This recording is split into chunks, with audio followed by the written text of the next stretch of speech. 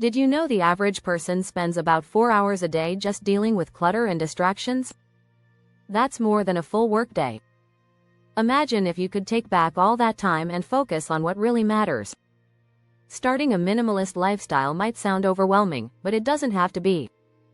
It's not about throwing everything away, it's about making intentional choices that help you live more with less. In this video, we're diving into easy, practical ways to kickstart your minimalist journey without feeling swamped. We'll explore simple strategies that can clear your mind, your space, and your schedule. You'll learn how to start small, say no more often, and focus on quality over quantity. Plus, we'll show you how empty space can actually spark your creativity and boost productivity. Stick with us. By the end, you'll have a roadmap to start minimalism, step by step, in a way that feels effortless. Chapter 1. Starting minimalism doesn't begin with decluttering, it starts with a mindset shift. The first thing you need to master is learning how to say no. When you say yes to everything, you fill your life with distractions that make it harder to focus. Author Greg McKeown, in his book Essentialism, says, "The pursuit of less but better." This means saying no to things that don't add value to your life. Studies show that people who say no more often report feeling less stressed and more in control. You don't have to take on every opportunity or invite. Each time you say no, you create space for what truly matters. It's about setting boundaries and finding freedom in that simplicity. This is the key to starting your minimalism journey without feeling overwhelmed. Chapter 2. Trying to declutter everything at once can feel like a mountain you can't climb. Instead, start small. Research shows that small wins can boost your motivation and make the entire process less daunting. Start with a single drawer, a small shelf, or even just one corner of your living room. When you finish, take a moment to appreciate the space you've created. This small action can build momentum, and before you know it, you've decluttered an entire room. You don't need to spend hours decluttering.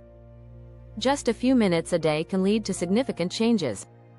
By breaking the process into small tasks, you avoid the overwhelm that comes with trying to do it all at once. This technique makes minimalism feel more achievable and less stressful. Chapter 3. Minimalism isn't about owning less for the sake of it, it's about owning things that truly matter.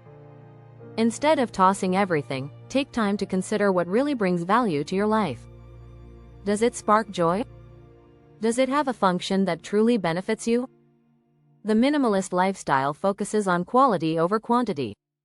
According to Marie Kondo, author of The Life-Changing Magic of Tidying Up, the question of what you want to own is actually the question of how you want to live your life. It's not just about having fewer things, it's about having the right things. Choose items that serve a purpose, bring comfort, or create joy. When you're surrounded by fewer but more meaningful possessions, your space, and your mind, feels lighter. If you're enjoying this video, don't forget to subscribe and hit the bell icon for more practical tips on minimalism and living with intention. Chapter 4. If you're not sure where to start, consider giving yourself a 30-minute challenge every day. Commit to spending half an hour each day decluttering, simplifying a task, or focusing on one area of your life. Research from the American Journal of Lifestyle Medicine shows that just 30 minutes of focus on a single activity can improve productivity and well-being. You could organize a drawer, clean up your digital clutter, or streamline your morning routine. This simple act creates a consistent habit that makes minimalism part of your everyday life. Starting small and keeping it short prevents burnout and helps you avoid feeling overwhelmed. The more you practice, the more natural it becomes. Chapter 5. When we talk about minimalism, we often focus on the things we get rid of. But it's just as important to recognize the power of empty space. Studies show that a clutter-free environment can boost creativity and productivity. For example, a study from Princeton University Neuroscience Institute found that clutter can impair your ability to focus. When your surroundings are clear, your brain can think more freely and creatively. Empty corners or open surfaces aren't just visually pleasing, they encourage your mind to wander and create.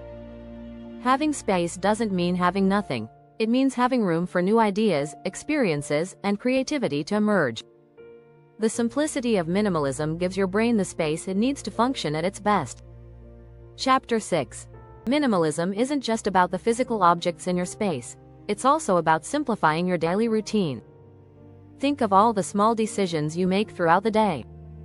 These can add up and drain your energy. By creating routines that are simple and easy to follow, you conserve mental energy.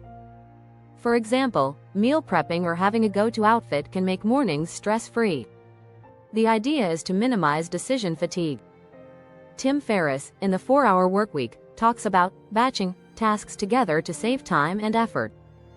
Simplify your day by designing routines that don't require a lot of thought or energy. When your routines are streamlined, you free up space in your life to focus on what's really important to you. A simple day can lead to a more fulfilling, balanced life. And if you haven't already, make sure to subscribe to the channel and tap the notification bell to stay updated on all our minimalist tips. We're just getting started, and there's so much more to explore together.